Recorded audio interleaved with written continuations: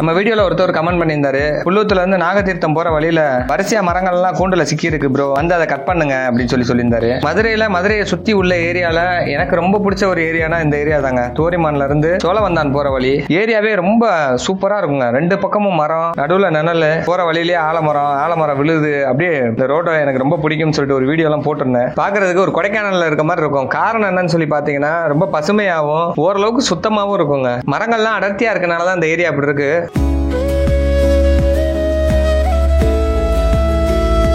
சிட்டிக்குள்ளேயே முடிஞ்ச அளவுக்கு மரங்கள்லாம் அடர்த்தியா வச்சோம்னா ஓரளவுக்கு வெக்க எல்லாம் கொஞ்சம் குறையும். தேடி போயிட்டே இருக்கோம் எங்கனக்குள்ளன்னு சொல்லிட்டு அவர் லொகேஷன் போடல. ஒரு வழியா கண்டுபிடிச்சிட்டோம்.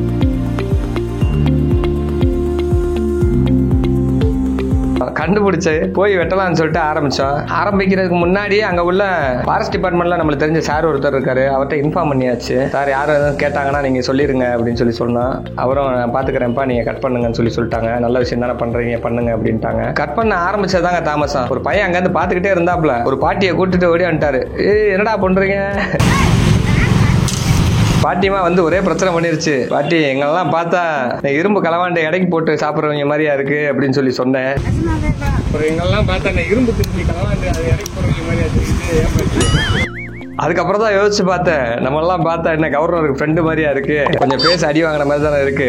பாட்டி நினைச்சது தப்பு இல்ல, சரி பாட்டியை விட்டுருவோம், வேலையை பார்ப்போம்னு சொல்லிட்டு வலையெல்லாம் கட் பண்ணோம். நம்ம நினைச்ச அளவுக்கு இல்லைங்க. ஒரே இடத்துல 5 மரம் வரிசையா வச்சிருக்காங்க. அதுல 3 மரத்துல வந்து வலை அப்படியே சிக்கி இருக்குங்க. ஒரு மரத்துல பரவாயில்ல, 2 மரத்துல ரொம்ப இறுக்கமா தான் இருக்கு. ஒரு மரத்துல கட் பண்ணிட்டு இருக்கும்போது பேட்டரியில வேற சார்ஜ் தீர்ந்து போச்சு. சரி இன்னொரு பேட்டரி இருக்கு, அதை வச்சு சமாளிச்சுக்கலாம்னு சொல்லிட்டு ஒரு வழியா வெட்டி எடுத்துட்டோம்.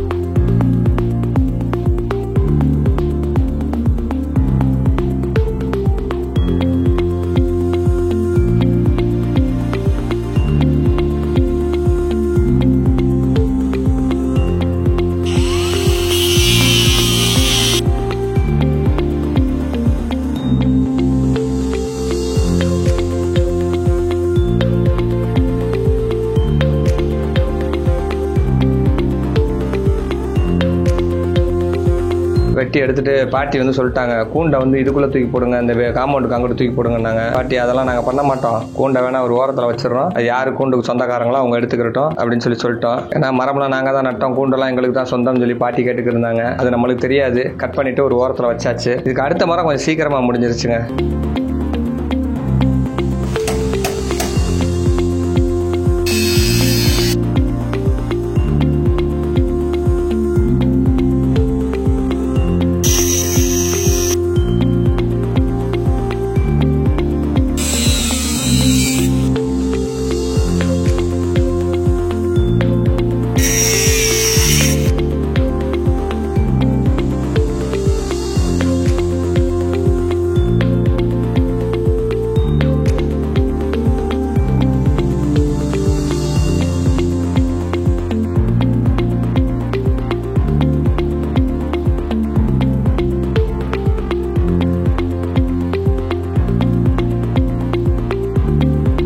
நிறைய பேர் நாங்களும் வரோம்னு சொல்றாங்க. அதை கேட்கறதுக்கே சந்தோஷமா இருக்கு. கண்டிப்பா எல்லாம் சேர்ந்து செய்யலாம் எப்படின்னு சொல்லி நான் சொல்றேன். அப்புறம் நல்லபடியா 2 மரத்தை வெட்டிட்டோம். அடுத்து 3வது மரத்தை வெட்டலாம்னு சொல்லி போயிட்டோம்.